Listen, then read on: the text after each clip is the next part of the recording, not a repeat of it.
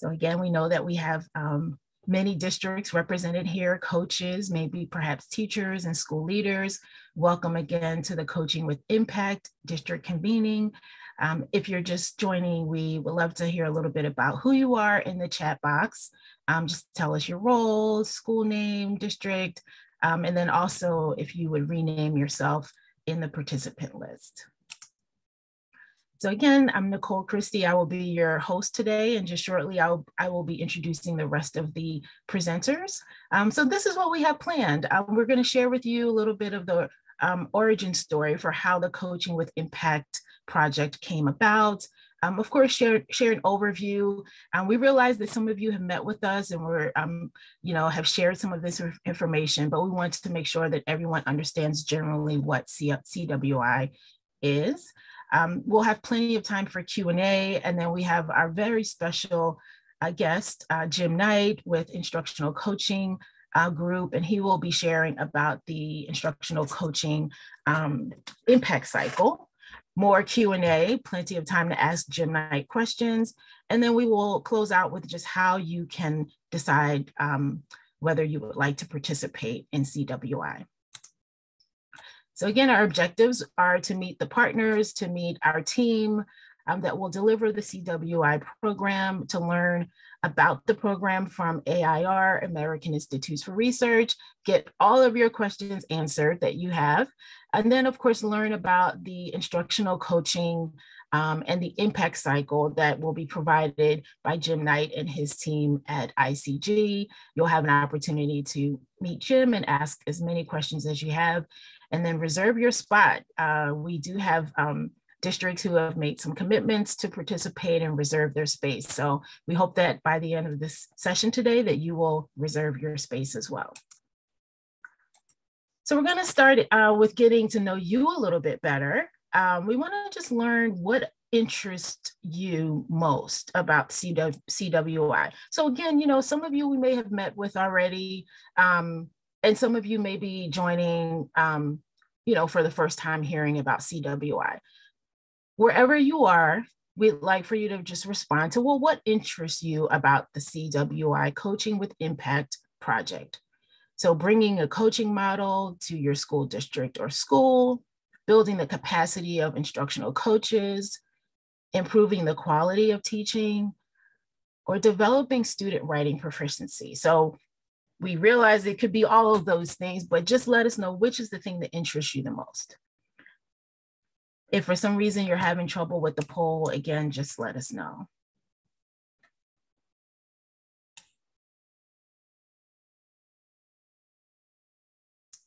Great to see Cleveland represented and Atlanta.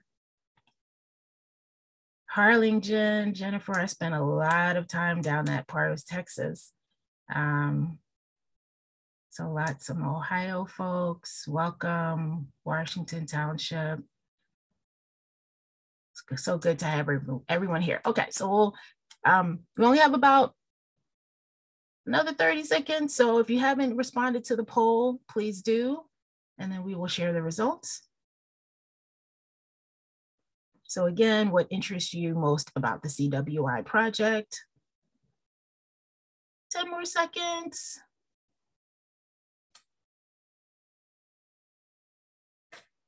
And you're always welcome at any time in the chat to also add comments there. All right, let's go ahead and end the poll and share the results.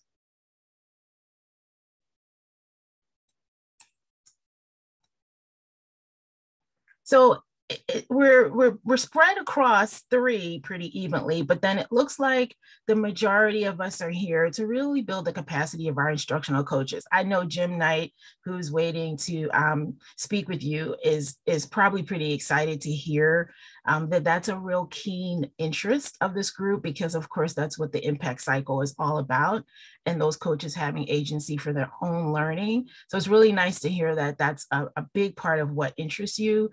And then of course, it looks like developing student writing proficiency. Our partners with the National Writing Project will be really thrilled to see that.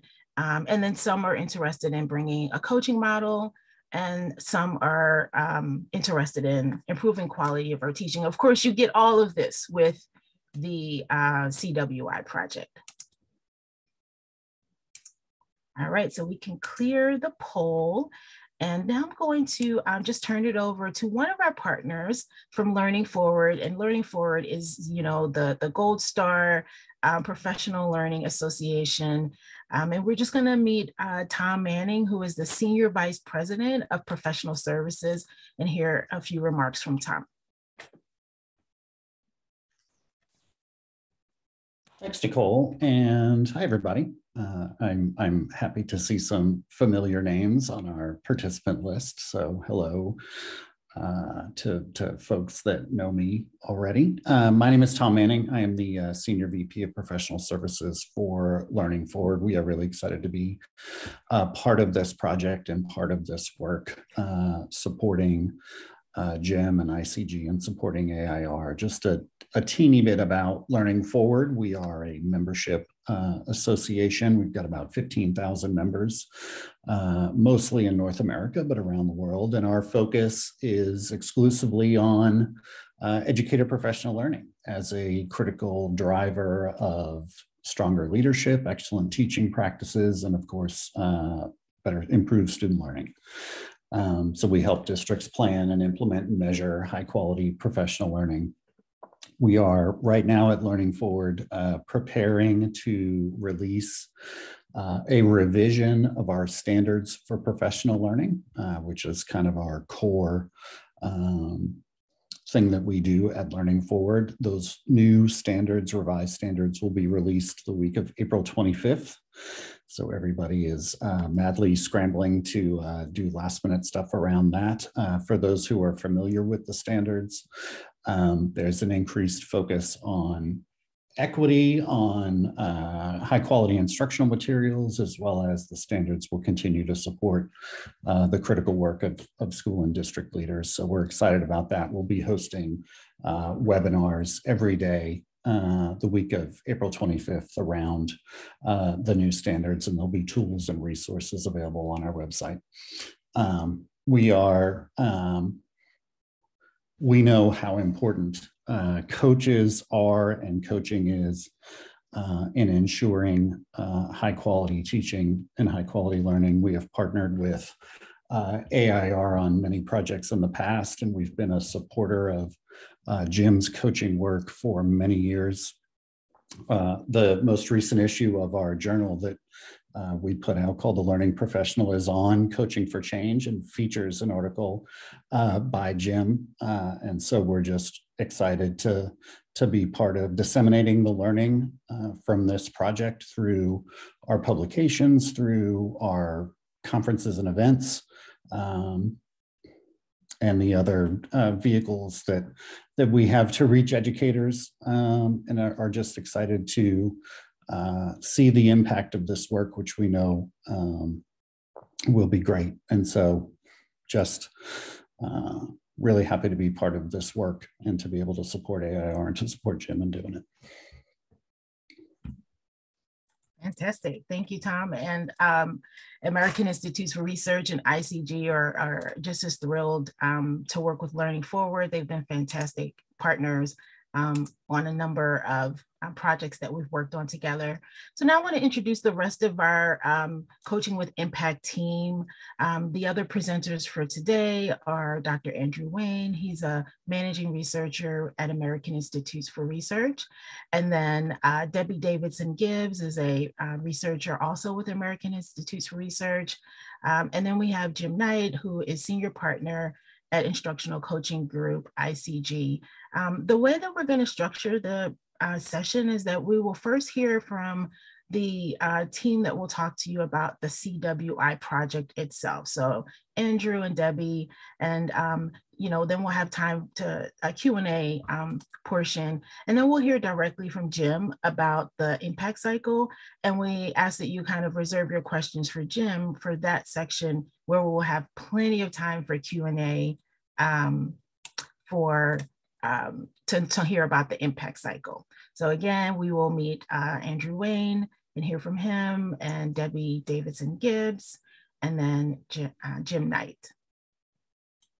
So I'm going to turn it over now to Andrew Wayne to tell you about the origin story for CWI. Andrew? All right. Thank you, Nicole and Tom, for that launch, and welcome everyone. It's really exciting to see people from a nice mix of school systems, and we're just really excited to get the opportunity to have this time with you and to plan some work together. So welcome. I get to tell, as Nicole alluded to, the origin story for the project, to share context that you probably wondering about. So let me fill you in, and as I do that, Nicole, I'm hoping you can go back on one slide, because I want to save that. I'll signal you when we're ready for that particular slide. So this project is the most recent in a line of projects, all designed to generate evidence about teacher professional learning, projects that implement a professional learning model for the purpose of studying it. And so that's why we're able to offer the program for free to all the districts that participate. It's because the federal government is interested in supporting projects like this, where we are implementing programs for purposes of studying them and figuring out what works. And it's really exciting because we get to generate evidence that can be readily applied. So this is a kind of research we really think is a great thing to do. So for the origin story, scroll back all the way to 2005, the first project like this that I did. It was for middle school math teachers. And in a meeting just like this one, there were 12 districts in that case that signed on to get a supercharged program of professional development for the math teachers in specific middle schools within those districts. 77 schools volunteered, each knowing that it had a 50-50 chance of getting the program. So have to receive this supercharged professional development program and its supports that went with it. And the other half to proceed as they would have otherwise. So just to not be interrupted or disrupted in any way. And when the program ended and all the data were in, we were able to say definitively what the impact was. Now, I have to tell you, the project was successful in every way. The teachers really did the professional development. There was a clear contrast in the amount and quality of those learning experiences that teachers had between the two groups of schools, the ones getting the program and the ones not. But the impacts weren't what we expected. We saw impacts on only one of three aspects of classroom practice that we measured, a marginal impact on teacher knowledge, and no impact, not statistically significant, on student achievement, despite the fact the program had all the features of teacher professional learning that experts recommended, that the professional development be sustained, intensive, content-focused, job-embedded. You've heard all these words before. It was 114 hours long, spread across 2 years. So the result really forced me to think, forced all of us to think. And in fact, it was right after that project that I read a journal article about another impact study, other researchers, I wasn't involved, with random assignment, in which an instructional coaching program, just instructional coaching, had impacts on classroom practice and student achievement. And the kicker is that the program used only about 20 hours of each teacher's time spread across a year. So that really forced us to think, 114 hours, big complicated program, no impact, 20 hours of carefully designed instructional coaching, positive impact. So the takeaway was, we should turn more attention to work on instructional coaching. Very simple. And that's the origin story. That's the context for this. And I've since, with colleagues, launched, and Nicole, if you can change the slide here, a second, third, fourth, and fifth project like this, each involving a form of instructional coaching. That second one that you see on the list there found positive impacts on aspects of classroom practice and student achievement from performance feedback for teachers and principals, which took very little time for teachers to receive. The third and fourth of those studies on that list are underway, and will produce results in about 2 years. And the fifth is the project we're talking about today. So this project started, again, the origin story, when I called Jim Knight in 2019, and I explained what I do and why. And we designed a great project with a focus on writing in middle schools. And why the focus on writing? It's a high leverage topic area from all the research we looked at, first of all. And as my colleague Debbie Davidson-Gibbs is about to share, there are other reasons as well that sort of drive that. It's also a topic that Jim Knight brings specialized knowledge about. So it was a really nice fit for the project to focus on writing. And I know from the poll that some of you are here because that's really a driving factor. So I submitted a proposal for funding for the project to the Education Innovation Research Grants Program in the U.S. Department of Education. That was in 2020. So this is a U.S. Department of Education funded project. The reviewers gave it the thumbs up, and the project is now underway. So AIR leads the overall project, partnering with Instructional Coaching Group, where Jim Knight is, and Learning Forward, where Tom is, and you. The project does not happen without you. And I know the team at AIR has appreciated their conversations with you. It's really important to all of us that you make informed decisions about this. So we don't want to enter into projects where people aren't sure what they're sort of signing on to. And I know you don't want to do that either. So this is a chance to really get a lot of information and hear from not just the broader project team, or not just the AIR project team, but also Jim Knight and his colleagues at Instructional Coaching Group. So we really wanted to have some of that direct dialogue.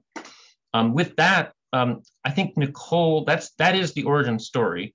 I'm happy to answer more questions about it because I know we're going to do Q&A in a few minutes after Debbie speaks. But I think Nicole now is going to introduce Debbie Davidson-Gibbs, a researcher who I've worked with for over 10 years. So we really look forward to hearing from Debbie. Thank you all. Thank you so much, Andrew. And yes, we will have a chance to ask you, Andrew, more questions.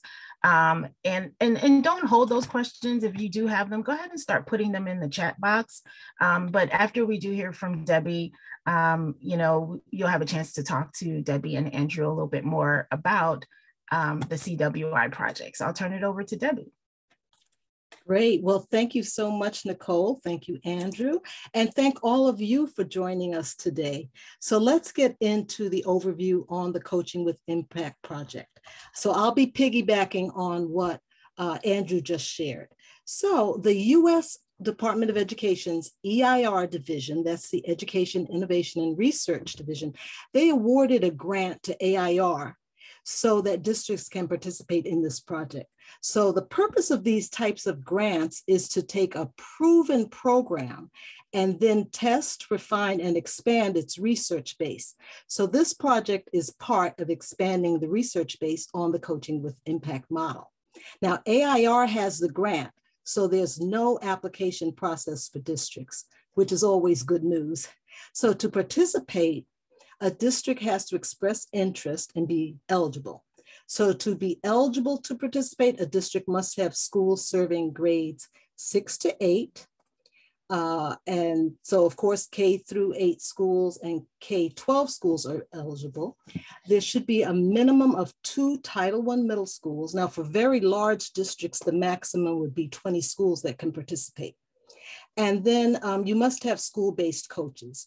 Also, a district must have at least 2 distinct teachers per grade level. So for example, if there are 2 teachers per grade level and 1 teacher teaches multiple grades, that would be okay. So now regarding the Title I aspect, the focus is on high need schools, and Title I is really just one way of classifying a high need school. So schools meeting other criteria such as high free and reduced lunch students, low achieving students, or that have high minority populations can also be eligible. even if they have not been officially identified as Title I schools. So AIR is partnering with the Instructional Coaching Group, also known as ICG, to implement Jim Knight's coaching model. So AIR will oversee the logistics of implementation, which will begin in fall of 2022 and last for 3 years. So ICG, Jim Knight's Instructional Coaching Group, will provide all of the professional development and ongoing support for the 3 years. We expect to have a total of 80 schools to participate within 8 to 10 districts across the country. And at this point, we have 51 schools across several districts that have expressed strong interest in participating. And so it will be an impact study involving Jim Knight's coaching model, which is backed by 20 years of research. So although the coaching model is content neutral, the focus of the project is on grades 6 to 8. You could do the next slide, please. So why a focus on writing? So there's several reasons that there's a focus on writing. Students' writing scores generally lag behind reading scores. And you can see the reasons listed here. Writing is often a challenge to teach. It's a key leverage point for achievement. Writing intersects with reading comprehension and fluency. And so as students' writing improves, there's also positive effects on reading comprehension and fluency. And then of course, writing is used in all the subject areas. And so also there is that SEL, the social emotional learning benefit, because writing is a means to process and understand emotions. And so another important thing to mention and that needs to be said is that this coaching model, with its focus on writing, works within any district's existing curricula. So there's no need for any change in curricula with your participation in this project. So let's talk about what's in it for your district. So there's several benefits to participation. So near the beginning of this meeting, you recall that my colleague Nicole launched a poll, and over half of you said that you're interested in this project because you'd be able to build the capacity of your instructional coaches. So that's definitely a benefit of this project. The project also builds teacher agency and autonomy and confidence in setting student-focused goals. Participation in the project develops student writing proficiency.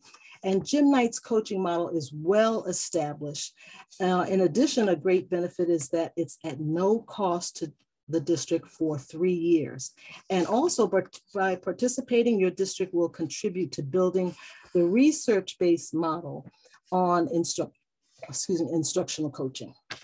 And so the project involves training and ongoing support for ELA English Language Arts coaches with the focus on writing.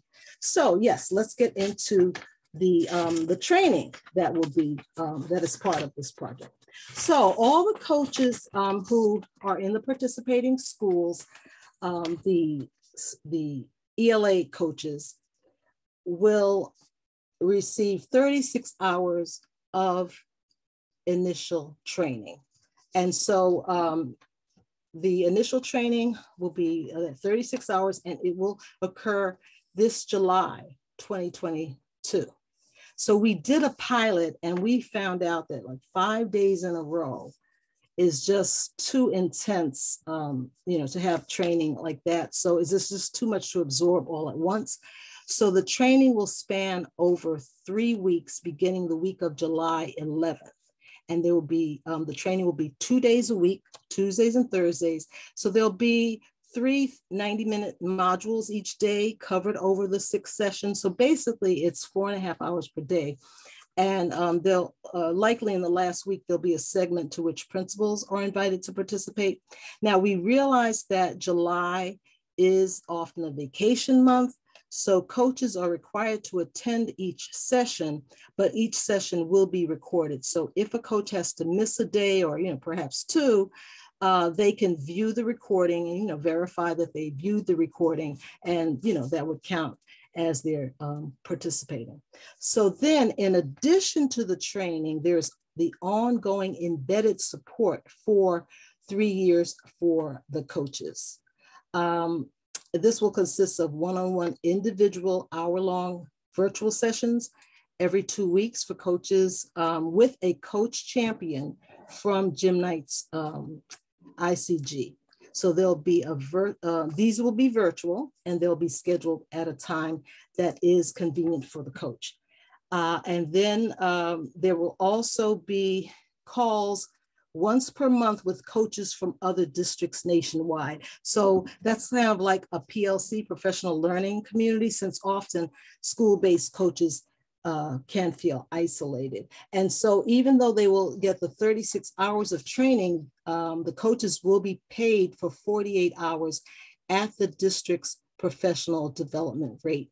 And the coaching itself is content neutral, but the focus will be on writing. So that's the basics of the training that is involved, and all the training will be done by Jim Knight's group. So now the coaching expectations and responsibilities are in 3 main areas. So the coaches would provide coaching, they'll engage in the training and support, and they will document the coaching. And so to provide the coaching, they're expected to engage in at least a minimum of 2 impact cycles per teacher. They would have a minimum of 2 teachers that they would coach. They'd also develop the instructional playbook with other coaches, but all the details of the coaching model and those activities, that's going to be covered by Jim Knight a little later on. The coaches will be expected to, participate in the training that I just described, and then document the coaching. That would be, maintain records about the coaching, and they may be asked to video and audio record at least 3 coaching conversations with teachers. Okay, next slide, please. And so the coaches are expected to spend approximately 4 hours per week per teacher. And the coaching activities include enrolling the teachers, gathering and reviewing data, lesson modeling, and meeting with teachers to set the various student-focused goals and discuss strategies and review checklists. And so, as I said, those specific activities and the content of the coaching will be discussed with Jim Knight. All right, next one, please. Okay, so this is an impact study. And so schools and teachers would volunteer to participate in the impact study. We definitely want to avoid a voluntold type situation. So to assess the impact of coaching on student achievement, there has to be 2 groups. So there will be one group of schools where the coaches will receive the intensive support through the grant, and they'll coach the teachers at those schools. The other group will be schools with coaches and teachers who will continue with business as usual. So this group would not participate in the 36 hours of training that I described. They would continue with business as usual and get the normal support that they would ordinarily receive by the district. So the process is that schools and coaches volunteer. Then a lottery is conducted to select the 2 groups in each district. Again, the lottery will be by districts. So if, for example, a district has 6 eligible schools that volunteer to participate, 3 will be selected to be in the group that receives the coaching support, and 3 will continue with business as usual. The coaches in the business as usual group will receive, as I said, whatever regular support and professional development that they normally receive. And so by doing this whole lottery approach, this way, all schools that volunteer have an equal chance of being selected for either of the 2 groups. So in other words, all schools would have a 50-50 chance of being selected for the group that gets the coaching or the group that continues with business as usual. So now many districts, they would like for district staff or principals to select the schools However, if district leaders or principals make the selection and they say, oh, we want these coaches at these schools to receive the training, or if all the coaches at all eligible schools get the training, then the study is not considered a rigorous study. So having a rigorous study is a requirement of the grant, which is being funded by the U.S. Department of Education at no cost to districts. And so all of the coaches and schools that volunteer in a district should understand that they have an equal chance of being selected for either group, and both groups are important to the integrity of the study. And so there will be 3 teacher cohorts and 3 student cohorts. The first year will be a focus on 6th grade teachers and students. It's not that the coaches cannot support teachers of other grades, it's just that the focus will be on 6th grade teachers. There's no exclusion for the teachers in other grades. Then the second year, the focus would be on the 7th grade. And then in the third year, the focus would be on the 8th grade. And so it's important to note that we're not assessing the coaching model itself, although indirectly, the coaching model is a tool, just like a textbook is a tool, and we're studying the impact of using the coaching model with fidelity, including the training and support, to see how it impacts teachers' instructional practices and student proficiency in writing. And we'll take into account demographics and dosage in our analysis. Okay, the next slide, please. So there is going to be data collection. And so we definitely want to ensure that we have like any minimal burden on teachers and students and coaches for the data collection. And so like, for example, there will be a classroom video. Oh, sorry. There will be a classroom video fall and spring of each year. And so we will not have the teachers videotape themselves.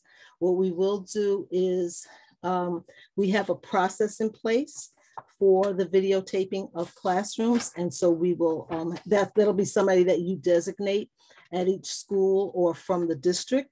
And so that way there'll be a low burden on teachers in terms of videotaping themselves. We'll have, the teachers will be involved in a survey fall and spring of each year. And then they'll be required to complete logs 2 to 3 times a year. The logs they take about 5 minutes. So say, for example, in October, they may, for 5 days, they'll do the 5-minute logs. It'll be simple questions. How much time did you spend on writing? What did the lesson entail? So they'll do that maybe October, and then again in January, and then perhaps again in March. Then the coaches would be required to do an exit survey after the training. And then there'll be 2 45-minute interviews with AIR staffs, and there would be records of, they would record their coaching interactions with teachers. Then for students, there would be one randomly selected classroom would be selected to participate in a survey in the fall of 2022, and then a different class in the spring of 2025. So if a teacher, for example, teaches several classes, it would just be one randomly selected class. Then there will be a writing assessment for a different randomly selected class in the fall of 2022 and spring of 2025. The writing assessment would be, is going to be administered by the National Writing Project. Then we would also request data from the district. So that would be district assessment data. And then for these data collection activities, the grant provides incentives for data collection. So the district will receive an incentive. Teachers in both the group that gets the coaching, the group that is business as usual, they would receive incentives. The coaches would also receive incentives. Okay, and then the timeline, now we're getting the commitments from the districts, the schools, and coaches. Then in May, we will do that lottery where once your district decides, if you decide to participate, we'll select which schools are in each group. And then the intensive training will take place in July.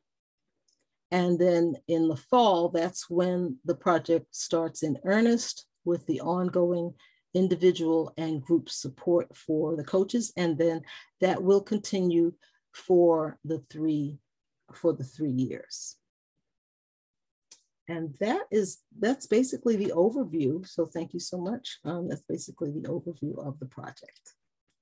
Thank you so much, Debbie, and fantastic overview. I know it was a lot of information, and we did get some great questions, but I believe you've answered the questions either through your presentation and we've been responding in chat, but I want to make sure we elevate a few of them to make sure everyone heard the answers. And Andrew, I'm actually going to start with you. There was a question around, well, if you can select the schools that will participate. And again, Debbie did talk about the lottery, but I don't know if there's anything else you want to say to make sure it's clear for everyone, sort of why and how that process works for selecting the participating schools. Sure.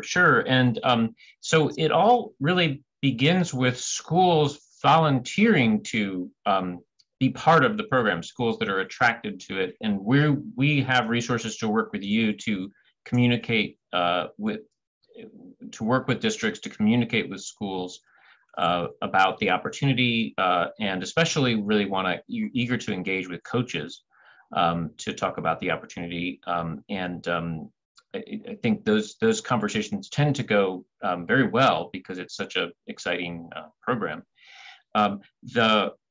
Once the school, that is the school leadership and the coach, have decided that this is a good idea, then what we have to do is take all those volunteering schools in any given district, and in order to do this as an impact study, the integrated impact study, we can only really give the program to half of those schools. All the supports from ICG and the programmatic materials and so forth are all really just going to half of those schools, and everyone knows that going in when they volunteer. So that is the lottery process. That is a requirement of the grant. And the selection process for that is really conducted by AIR. That is one of our areas of expertise. It is purely random. There is no sort of influencing of it that you can really do. That's just how that is. There is no, I noticed one of the questions was about are teachers somehow, like, how do you select the teachers who are involved, and is there some randomization there? No, it's really based on identifying the schools that are receiving the program or not. From there, it's a progression across years where teachers who are teaching at least one section of grade 6 ELA are involved in the first year, of grade 7 ELA in the second year, and of grade 8 ELA in the third year. So the program sort of rolls that attention across the 3 grade levels. Yes, and I wanted to add that if you have an odd number of schools, a lot of times the district would like the odd number of schools. Like say if you have 5 schools, then a lot of times the district would like 3 of the schools to receive the coaching, and then the other 2 would be in the business as usual group. And the coaches are the ones who enroll the teachers, just to piggyback on what Andrew was saying. Yeah, and I'm just going to go back a slide. I want to just elevate the timeline again. Debbie, can you respond to the question about for districts who have made a commitment or who make a commitment, when they will find out essentially which schools are going to receive the coaching and which will continue to do their business as usual? We did anticipate May. We did not really specify a particular date, but after this meeting, there'll be some commitment forms that will be completed. There will be a district commitment form, a school commitment form, which is what the principal would complete, and a coach commitment form. So once those processes are in place and those forms are collected, then we'll have a better idea of what date in May we would do the lottery for that district. Perfect. And Jennifer, I smiled. I appreciate all the questions that are coming in. They're all great questions. I smiled at Jennifer's question because it was something I was going to ask you, Andrew, because, you know, it is such a great program and opportunity. What happens, you know, will other schools within the system have the opportunity to be exposed to the coaching impact cycle, and how does that work, you know, when and how does that work for the schools that aren't selected to receive the actual treatment of the program? So is the question about the schools that they volunteer for it, but they end up in the group that just is assigned to not get it, to continue with their normal activities? Is that the question?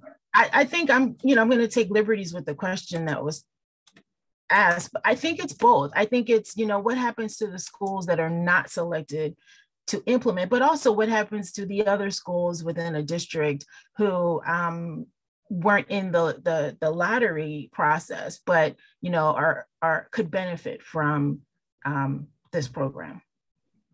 Yes. So first of all, after the 3 years is over, they can do the program. There's a limit to what the grant can support with respect to that. So it might not be a 3-year program, for example, but if there are grant resources left over, we're very excited to engage with you in sustaining the use of the program and thinking about it strategically. You know, where in your district will it make sense, and that's something we're very interested in. During that 3-year period, it's really just in the schools that are randomly assigned to receive the program. And my sort of pitch on that, I realize it's kind of hard pitch to make in some ways to the schools that end up in the group that aren't receiving the services. My pitch is really, it's good to try things out first and make sure they work in some places and really perfect them and build capacity.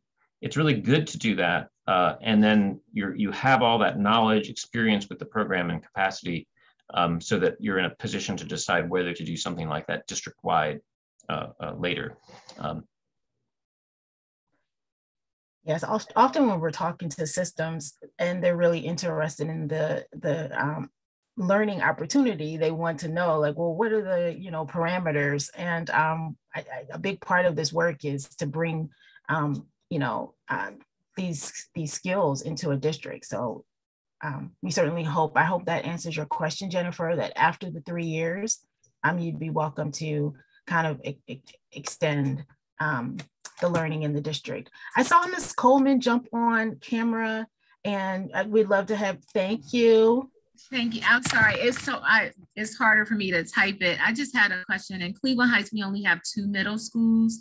And so just have you ever done just 2? And what is if there is there any fallout from the other school not participating? Our community talks a lot to each school and kind of compares us a little bit. And I think that's kind of been my biggest concern as far as being a part of it. What does it look like in a small district with just 2 middle schools where one is receiving such a great amount of support and the other one isn't, especially when our scores are compared to one another and everything else? That's a great question. I don't know if someone else wants to jump in, but I'll just say at the outset, I think in doing projects like this, one thing that I keep in mind is how sort of visible it is that a particular program is being implemented in a particular school. If in this case, it all works through the coaches. There isn't a big sort of visible like gold star on the one school and a spotlight on the school and a rolling red carpet out in front or anything like that. It's not very visible to people in a way in the schools that are continuing business as usual. But it is to a degree. And so I respect that is a sort of a tension that is potentially there, and it is worth it is something to be sort of managed in general. I don't know if Nicole or Debbie or have sort of had experiences with this, working with school districts? Yeah, I think Marlene is gonna tackle that one, and then Debbie, and then I saw Jim jump on. I'm not sure if Jim wanted to add something, but Marlene? Yeah, Marlene would be good to add. Well, the one thing I was going to add, can you hear my microphone okay? Yes. I hit the wrong button, so I don't know what's going to work. We can hear you. What I would say is the people who are in school A, let's say, are going to get the best professional development we've ever provided to support the people in that school. And the people in group B, they won't get that professional development until after the project's over. So there is no doubt a difference between what happens with one school and what happens with the next. But I think the alternative of giving that outstanding professional development to neither school is not a better option. It's just, in order to conduct research, we have to say this group gets this and this group doesn't get this. This group's going to do something anyway. And so it's kind of like we've got one car and one kid can have the car and one kid can't, or do we just go with no car? And so I recognize sort of politically in the community, it might be a tough thing, but who's to say? It's a research study. Maybe what they do is better. I mean, that's not my expectation, but giving one group randomly chosen really great professional development is better than none, is the way I'd kind of look at it. It's just unfortunate for research that you can't just do everybody all at once, and we can look at what kind of, and there will be things we'll learn that'll be generalizable in terms of the kind of support we provide coaches. But I think it's just the way it is, that the study is only going to be focusing on one. It can only really be on one group. And maybe Marlene has more to add later that would make it sound less painful. But I actually don't think it's painful, because I think one group is going to get really, really intense, powerful support. And I think you can sell it to the board and to the district and saying, we don't want to move ahead recklessly and do something unless we're really sure it's going to work. And if it really works for this school, then we're going to do it in the other school, but we're going to do a careful study to make sure that what we're doing really makes sense. That's kind of how I might approach it. And I would, hi everyone, I'm Marlene Darwin. I know that I've spoken to quite a few of you on the phone already or in our virtual meetings around the project. I echo everything that Andrew and Jim said. When it comes to messaging this out to the community, you message it with the idea, this is a wonderful opportunity that came our way. This is what it requires, not in researchy language, but in language your community would understand. And this is beneficial because we can try this out for free, and we're not squandering district resources on something that may not work for us. And we would be confident that it either does or doesn't, and then we can expand it. We just have to be patient until the research is complete. We'll learn a lot. And this community is contributing to the national research base for helping teachers grow, ultimately raising student proficiency. And Marlene, if I can just add one thing to that, I know that we are always willing to help with those conversations, to help with the messaging, to meet with both schools, if, and this is for everyone. Our team, we've been doing these types of projects with communities and schools for so many years. And I think if it's helpful, we're just happy to help you with that messaging. Thanks, Nicole. I have presented to school boards multiple times on these projects and unions. So we are well versed in bringing in the community for consensus and understanding. And I just wanted to add that it would be a proven model that would be, that is being implemented. And so that's one reason why we're expanding this research base, because it is already considered a proven model. So thank you for these great questions. I'm going to pause, use a little teacher wait time to see if there are any other questions. Thank you so much. So Robert says, do both the selected and non-selected schools do the video recording and student surveys? Great question. Debbie, you want to take that one? Yes, yes, that is correct.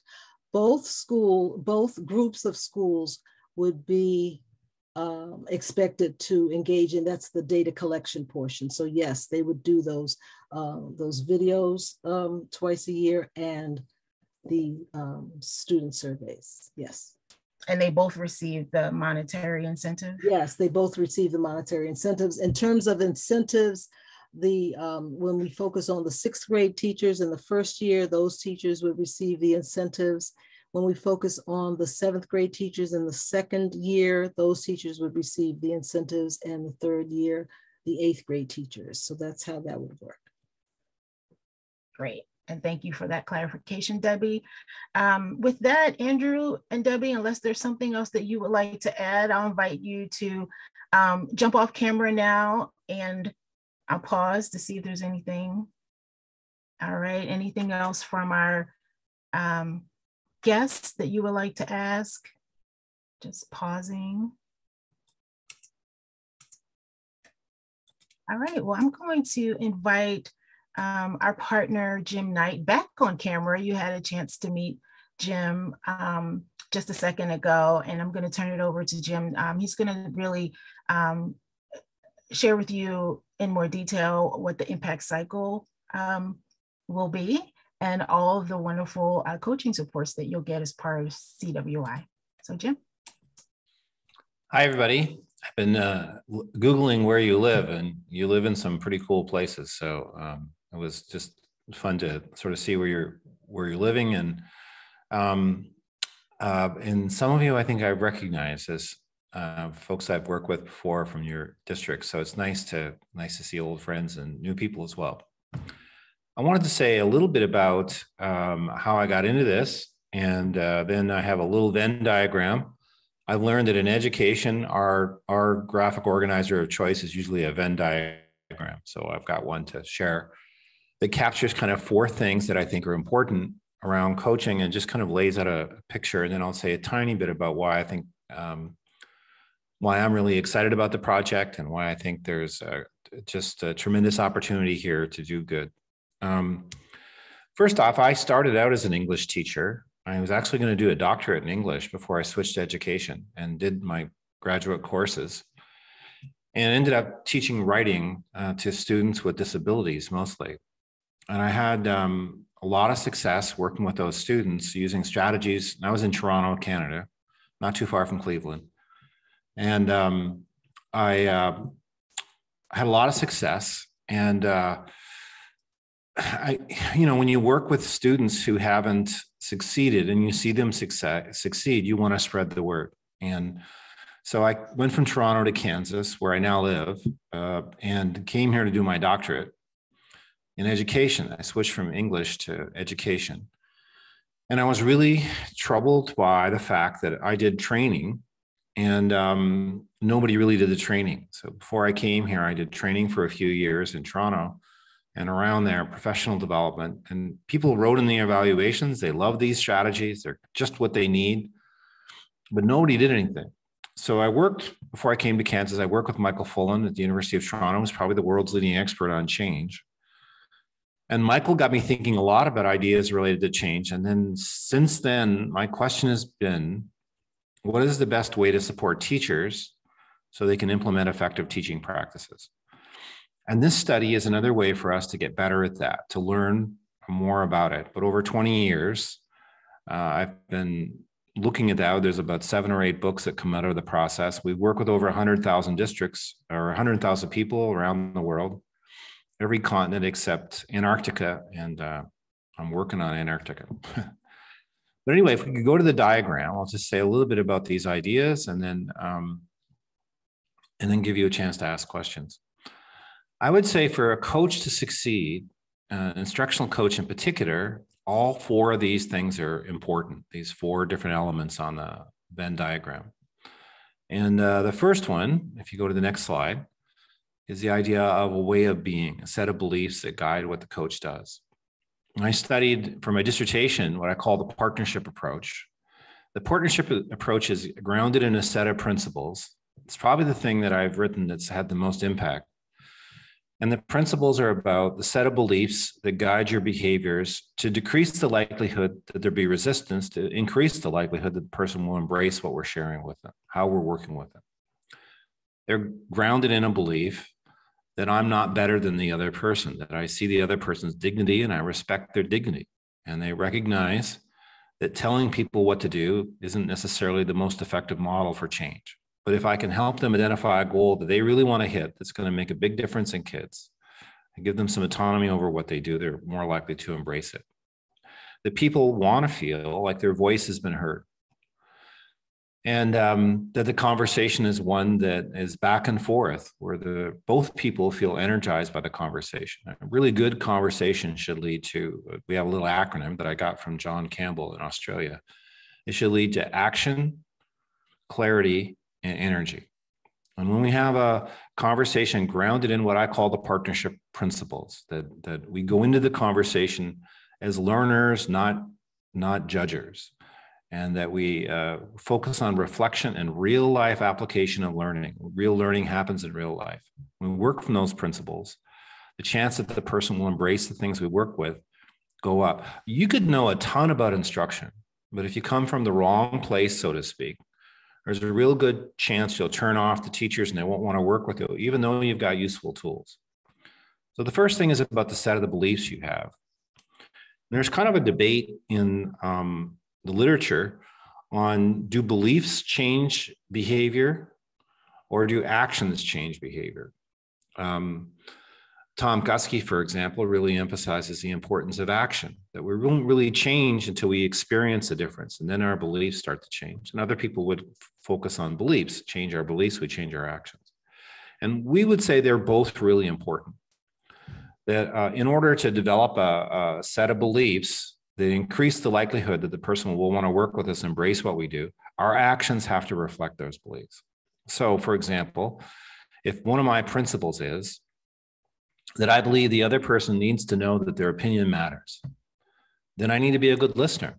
Then I need to be open to being shaped by what they have to say. And my actions need to reflect what happens. And so one of the things for coaches, I think that's really important is they develop a way of being, a set of beliefs that are reflected in their actions. And if I don't listen to a person, I'm not really living out the belief. And so that's the first thing, is to have a set of beliefs that guide your practices that are reflected in your actions. The second thing, and this is on the next slide, is that the coach has a process to follow. And we have a process we call the coaching, the impact cycle. If you go to the next stage, the next slide, I'll show you the impact cycle.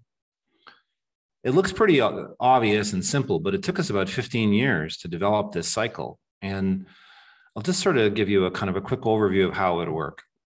The idea is that the coach helps the teacher get a clear picture of reality first. Understanding reality is really important for motivation. If we don't have a clear picture of reality, we think things are often going just great and there's no real need to change. But also you need to know what reality looks like so you can set a goal that's going to have the biggest impact on kids' lives. So we start with getting a clear picture of current reality.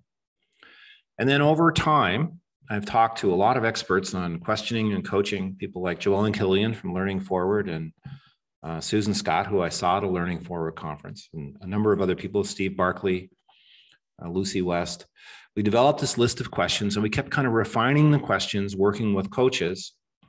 And we landed on a set of questions. They're different every time. The coach is going to use them a little differently, but they have these questions that they use effectively, and they lead the teacher to set a goal. And what you want is a goal that the teacher really, really wants to hit, that'll make a socially significant difference in kids' lives. A goal that when you step back and look at it, you say, you know, those kids really can write a well-organized paragraph, you know, or they can write complete sentences, or whatever the goal might be. It's one where the kids are positively marked by the experience. And so we've developed a certain kind of goal way of looking at it. We started with SMART goals and we made some adjustments because it didn't work as well as we'd like. And we'd say, now we want a goal that is going to have a profound impact on kids' lives, that really matters to the teacher. It's the thing the teacher thinks about when they drive home. And it's a student-focused goal, not a teacher-focused goal. A goal that will make an unmistakably positive impact on kids' lives. Student-focused goal is really important in our experience, because if you focus on a teacher-focused goal, often what the teacher does is tries it out for a few times and then goes back to their old way of teaching. But if they stick with it to make a difference in kids' lives, and they see the difference in kids' lives, they'll sustain their use of the practices. Now, we did a little study on this, and we created a peer-reviewed paper about the impact cycle, and the effect size was really high, 1.02. And my dissertation, when I talked about the partnership approach, we found that when people were in two different workshops, one grounded in partnership and one more directive, they were 4.5 times more likely to choose the partnership approach. So we feel there's a fair bit of evidence to support what we do.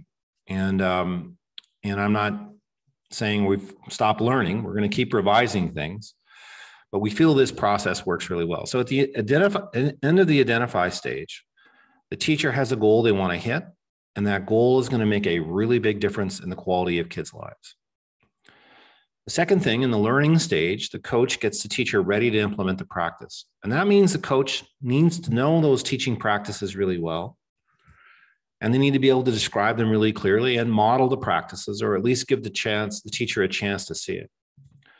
To go from awareness to proficient use of strategies is not a short step. You need somebody who really knows the materials well and really provides support. That's why I'm excited about this project, because we'll be able to give coaches the support they need to really provide support. Superficial talk isn't going to change the quality of kids' lives. It's got to be deep and precise. So the coach needs to know it. They need to be able to model it. And at the end of the learning stage, the teacher is ready to go, and then they're ready to implement whatever this might be. So let's say the teacher has set a goal around the student organization of their writing. And at the learning stage, they're ready to implement this thing. Maybe it's a graphic organizer, maybe it's a planning process. And then the teacher implements the practice in the improvement stage. They've learned about it in the learning stage. Now they try it out. And unfortunately, it usually doesn't work very well the first time through. And the teacher tries it. And without a coach there's a good chance they'll give up. But if there's a coach there, the coach can help them make adaptations. Maybe they'll change how they teach the strategy. Maybe they'll actually change the very strategy. Maybe they'll look at the goal and say, we need to change the goal. Maybe they'll change how they measure progress towards the goal. Maybe they'll say it's going to work, just hasn't worked yet. But they make adjustments. Often what it is they stick with the strategy, but they make some tweaks. They make some modifications. Maybe the teacher's finding it's impossible to do all the grading, so they do peer review, and they teach the kids how to review each other's writing. So the kids are doing lots of writing, but they're giving each other feedback. There's a little thing called tag that we might teach them. Tell them something good, ask a question, give a suggestion. Maybe they might teach the kids how to do tag as a way to give feedback, or whatever it might be. But ultimately, after you've done if you've done the modifications in the improvement stage, you should have hit the goal. And then you may repeat the cycle and focus on another aspect of writing, or you may move on to something else. That's the impact cycle. That's the second part. First part's way of being. What are the beliefs that guide my actions? And do the things I do show that I live out those beliefs? Second thing is the process. How do I get a clear picture of current reality? How do I set a goal? What strategies do I share? How do I make sure the kids and the teachers understand the strategies, and how do I make modifications? Then if you go to the next slide, you'll see that the third thing is coaching skills. And that is, a coach has to be a good listener. A coach has to ask good questions, and they probably need pretty intense professional development to develop those skills. Now, those are skills. They're learnable things, but they don't happen by chance. You don't just read it in a book or go to a workshop. Someone has to provide the coaching, the support to have that happen. And to me, I grew up in Toronto, so I'm a hockey fan. So to me, listening and questioning are to coaches what skating is to hockey. Unless you can really listen well and ask good questions, it's going to be hard for you to flourish.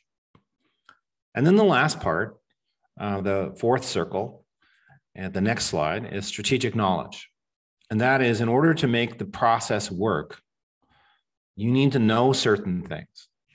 one thing you need to know is how to set goals and measure progress towards the goals. And so for writing, that might be about teaching teachers how to use checks for understanding to see if, for example, kids understand how to write a topic sentence. It could be about creating rubrics to see that the students have understood how to take a stance in their writing, how to have voice, how to support their claims they make in their writing. Maybe it's about preparation or editing or any number of other aspects of the writing process. But the coach needs to know how to gather data, because the data tells you your goal, and the data helps you monitor progress towards the goal. And the data is also a way in which you build confidence in the teacher, because they can see progress, and it's really critical for them to see progress. It's not helpful, I think, to set a goal that you're only going to measure once or twice. You need to be gathering data all the time. You know, if you say, what I want is for the kids to be able to get this assessment score on their reading or writing or math or whatever it might be, and our goal is to have the scores go up by 15%, but you don't measure along the way, I say that's like having a GPS that doesn't tell you if you're on track or off track. It only tells you when you arrive. You really need to know, do we need to make adjustments? And so the coaches need to understand how to gather data on how to move forward. That's half of strategic knowledge. The other thing is, once the teacher sets a goal, it's really going to be necessary for the coach to be able to describe the goal. And that's describe the way the teacher is going to hit the goal. What are the teaching strategies that the teacher is going to use to hit the goal? I mean, if I set a goal for change and then I look at the coach and say, what do you think I should do? And the coach says, I got nothing. That's not really going to be very helpful. What I really need is I need a coach who can help me identify strategies to hit the goal. And those could be about planning. It could be about editing. It could be about word choice. Could be about just the mechanics of sentence structure. Could be a number of different things. But an effective instructional coach, and this is what makes them different than other coaches, is they have strategic knowledge about how to set goals and monitor progress towards the goals. And they have strategic knowledge about what are the things I can do to help me hit the goal if I'm the teacher, and they help the teacher implement and do it effectively. Now, if the coach doesn't understand effective strategies, then they're not going to help the person hit the goal. And they need to have a deep, deep understanding of those practices. And that's why one of the parts of our project is helping people develop an instructional playbook. We'll share with you, or the participants will get an instructional playbook for writing, but they're also going to have practices that they already use in their district. And this is just to give them kind of a model to work from. But coaches, they need to have a deep, deep understanding of the strategies they share. And then they need to share them in a way that the other person gets it and they understand and they're ready to go. And so this idea of an instructional playbook is about zoning in on the most important strategies and making them really clear. So let me sum up really clearly. I believe all four of these things are essential for a coach to be successful. It's kind of like the idea of a four-legged chair. Any one of these is missing, the chair is probably going to tip over. The set of beliefs that guide the teacher to increase the likelihood that people will embrace the chance to learn from the person are really important, what we call the partnership principles. I mean, coaching should be fun. It should be empowering. And when the person really respects the professionalism of the other teacher and encourages them to think for themselves, while at the same time having powerful tools to share, there's a much greater likelihood that the teacher is going to feel this is a great thing. And they're going to feel energized and lifted up. If it's not helping teachers reach more kids, not helping teachers have a better life, making their lives easier, I think teachers are right to resist. And so that way of being is really key. Second thing is to have a process. We talk about identifying a goal, learning a strategy to hit the goal, making adaptations until we hit the goal. And then that the coach has a set of communication skills. Now, there's many others, like emotional connection, like fostering trust, like demonstrating empathy. But the essence of it, the core would be listening and asking generative questions that help the person think deeper. And then to make the impact cycle work, the coach has data they gather to help set goals and monitor progress towards the goals. And they have teaching strategies to get there. And you're probably thinking that's a lot to learn. And it is. And that's from my perspective, what I'm excited about this project is because people usually don't learn in the workshop. The workshop gives people awareness, but it's when they actually get in and start doing things that it becomes important. And so coaches need coaches just like teachers need coaches. And this project provides people a chance to have really frequent support from experts on writing and instructional coaching who we know really well. So I think I'm watching my clock. I think my 15 minutes is up, so I'll turn it back to you guys.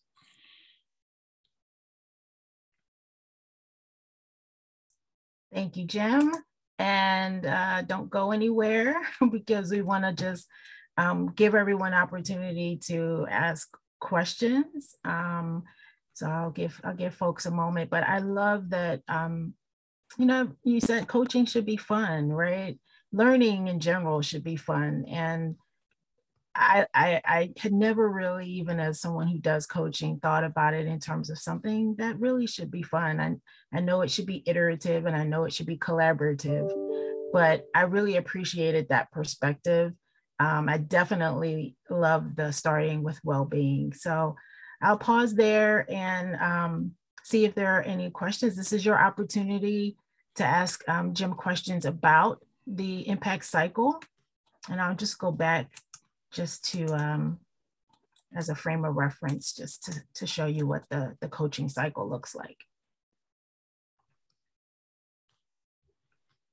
So did you follow me, Nicole? Did it make sense or was I just rambling on? Were you with me? Of course, 100%. Now, I can share with our group that, you know, I've heard you speak and present and talk about the impact cycle and just your belief system for coaching in general. But I always learn something new, like I said today, that sort of takeaway about, you know, also the part that you mentioned about the strategic knowledge. I think, you know, it's important that the coach has high quality skills. And I thought that it was really key that you really, you know, highlighted that and that will be part of this, this program. So yeah, I think you did too good of a job. So there really aren't any clarifying questions. Well, I would say the thing is that you need to be, you need to be deeply respectful of the professionalism of the teacher, but that doesn't mean you're fluffy. I mean, you still need really precise knowledge. You need a process to move through. In fact, without the clear process and the questions and the deep understanding of strategies, I think it's going to be hard to have an impact. But when the coaches, it's a whole new job. But when the coaches know the content, they should really succeed. But it doesn't happen by chance. It happens through, just like a teacher learning new strategies, it happens that way. Yeah. Jennifer, I see your question about, do you anticipate difficulty for ICs to participate in this program if their background is not an RLA? And I would say, ideally, the coaches in different schools would have a similar kind of background, but it's random. And so statistically, it should be addressed. So if all the coaches are more or less starting in the same place, it's not a problem at all. And even if that's not the case, it's still a random assessment. So I think wherever they start is where they start, as I see it. And maybe Andrew's got a different perspective on that. But I think given you got random assignment, where you start is where you start. And for those who are on the call, instructional coach, ICs, instructional coaches, and Jim, RLAs are, RLA is, Jennifer, RLA is. Thank you. Just wanted to, we love our acronyms. I've tried not to make any assumptions. I thought reading language arts, but perfect. Thank you, Jennifer. I wasn't picking up on the question. No worries. I got to work on my listening skills. It was kind of subtle, you know, maybe a little bit too subtle. Yeah, for me, so, it's subtle and work that great for me.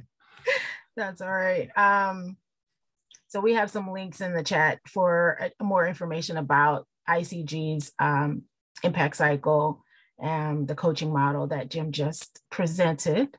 Marlene says, regardless of where coaches start, they will gain valuable knowledge about ELA and coaching, and it will build their capacity. Yeah, I wowould say the instructional playbook is a really key part because, you could read a book on feedback. Let's say you pick up John Hattie's book on feedback or Susan Brookhart's or someone, and you're a teacher and you're trying to figure it out. And it's like, well, this is all great, but like, how do I do it? Well, the playbook is how you do it. And the same thing for coaches. If the coaches aren't really sure, the playbook gives them the tools they need to be able to describe it and make it real. So, and we have more acronyms now. We've got RELA. So the acronym tree is growing. Well, it shows you how long I've been out of the classroom because, it was just LA, I think that time. And then it was ELA and yeah, so we're growing with our acronyms. Right. Jim, the instructional playbook is somewhat unique to your program. And I, again, as someone who does coaching, really appreciate the opportunity for that agency and that engagement. And I don't know if there's anything more you want to say about that process, but I know you mentioned that the coaches will start with a framework or a kind of a baseline playbook, but they really are customizing this to their own learning. Right. Correct? Sure. I mean, if I have a school that's 95% free and reduced lunch and all my teachers are first and second year teachers, and across town, there's a school where there's like 3% free and reduced lunch and every teacher's taught for at least 10 years, we're probably going to need some different strategies in one school than the other. And the more common it can be, the better it's going to be, because then people can talk about the strategies and they can share the ideas. But the playbook itself is you identify some high impact teaching strategies, and then you create a one-pager for each of those high impact teaching strategies. Let's say one's feedback. And then you have checklists that are helping you describe it to the teacher. And the only purpose of the checklist is to make sure you don't miss important things. You zone in on the most important things. You communicate them clearly and make it really easy for the teacher to implement. As Brene Brown says, clear as kind. And so if you can really clearly describe it to somebody, then you can't describe it, they're not going to do it. That's kind of how I see it. Love that. Clear as kind. I am picking up all kinds of phrases that I will be stealing and using. All right. So I am not seeing any other questions come in. I really do believe, Jim, that your presentation was just laid out really succinct and clear roadmap. I think you shared the foundational pieces of the why you've developed this process. So I really do think that you have answered the questions in your presentation. If there aren't any other questions, Jim, I'm gonna put you on the spot and just ask you before you close out, if you had to choose one word, I know that might be really hard, but what's the one word that you would use to describe your coaching model? I know you can do this. Well, I can do it. I'm afraid people will go, well, I'm not going to do that. I would say the word is love.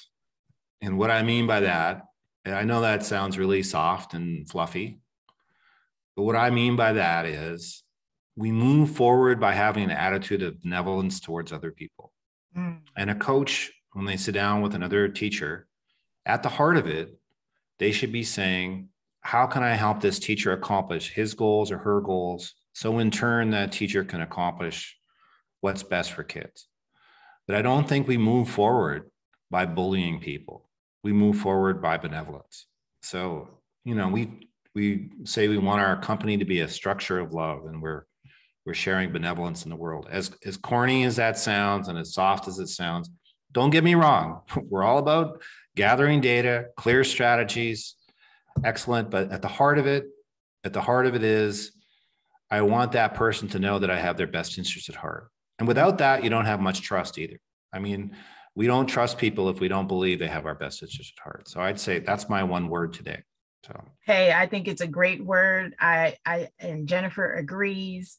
We're humans at the end of the day. And I think reminding us that when we sit down for a coaching conversation, that, like you said, at the end of the day, it's the kindness, the empathy, the understanding the benevolence, all of those things you said is what's going to move the needle. And we're going to find out, because the CWI project, you all that are here that help us implement this, we will be able to see what the impact was essentially of coaching with love. I love it.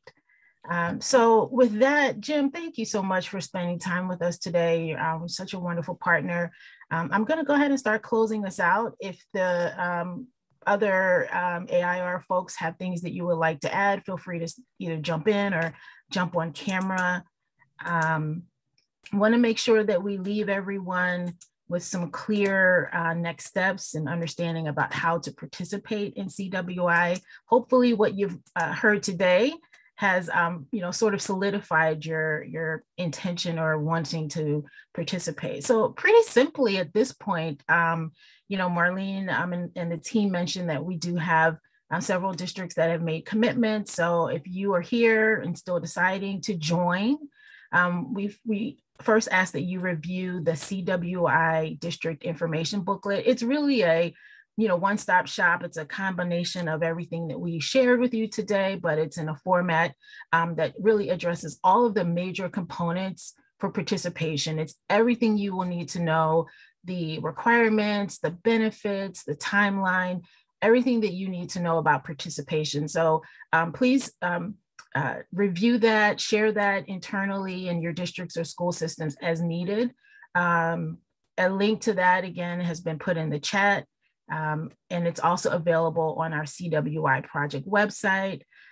So once you review that booklet, which again is the, all of the nuts and bolts of the project, we really want you to complete the commitment form. So on screen, you kind of see, that the district makes a commitment.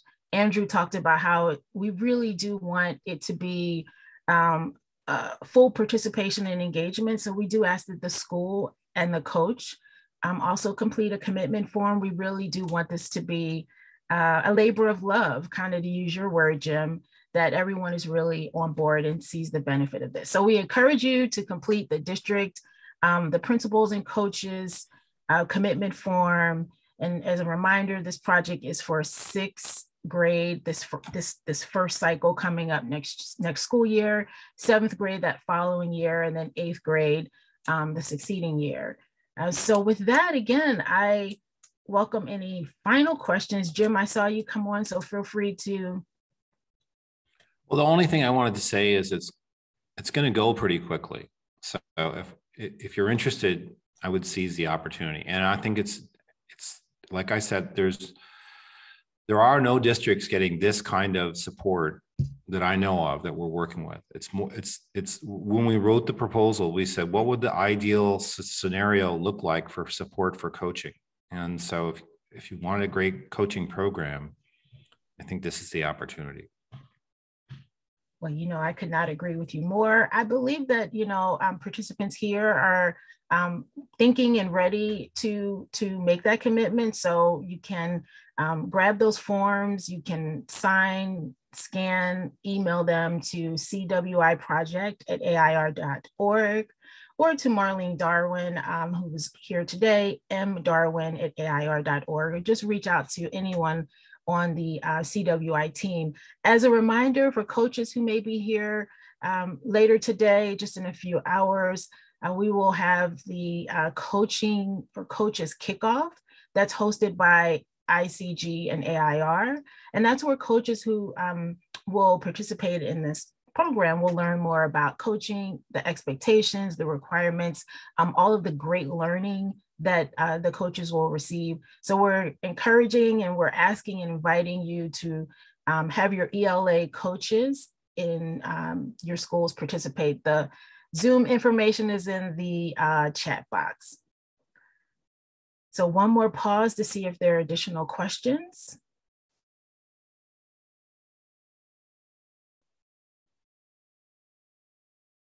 So again, thank you to Tom Manning from Learning Forward, Jim Knight from the ICG, Instructional Coaching Group, all of the American Institutes for Research team. And thank you all for participating. Be in touch with us with any questions that you have. And thanks again for joining. Have a great rest of your day and rest of your week, everyone.